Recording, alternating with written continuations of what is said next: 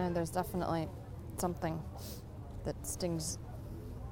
These backpacks belong to Malaz and Masab, 7-year-old twins from Douma. They're a little shy, hesitant. We smelled something, Malaz says.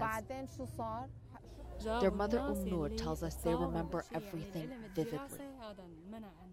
They were hiding in a basement when the alleged chemical weapons attack in Douma took place. They could barely breathe. She felt her body go limp. She clawed her way up, dragging her daughters. But then the other strikes began.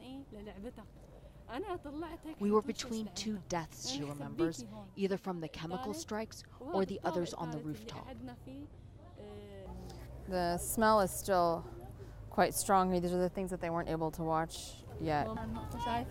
And look, that's the toy that her daughter hid away to try to keep her safe. And she would tell the toy, you know, you might suffocate, but at least you'll be safe from the bombing. That's how the kids' minds work. Yesterday they were digging a tunnel for the ants so that the ants wouldn't suffocate, just in case something happened. In another tent, we meet a boy with a jagged scar running across his abdomen from shrapnel. His uncle, who doesn't want to be identified, was among the worst affected in the family in the chemical strike. He says his blood sample was taken the day before. This new camp is inhabited with those who survived the siege of Douma. It's relentless, months-long bombing that drove families underground, so that something as simple as feeling the sun on their skin was a luxury. Reem and her family thought there was a lull in the bombing and went outside when she says 3 airstrikes slammed right next to them. The next thing she remembers is being in the hospital.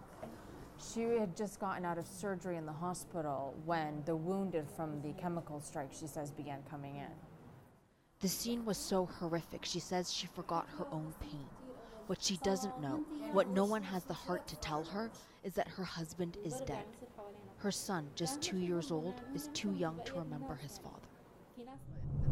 The limited US, French, UK strikes may have sent a message to the Syrian regime about chemical weapons, but not about the rest of its arsenal. For those who have endured the unimaginable, it's little more than a move on a gruesome chessboard.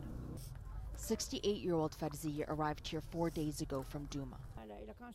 She has buried too many relatives to count, including her son and 2 grandchildren. There's nothing left for them. I mean, even if they could go home, there's nothing left. She says her country has caused her too much pain. And remembering the long-lost days when her family was around her, when they were all alive, when feeling safe wasn't a luxury, it's all just too much. Arowa Siena, El Bul refugee camp, Syria.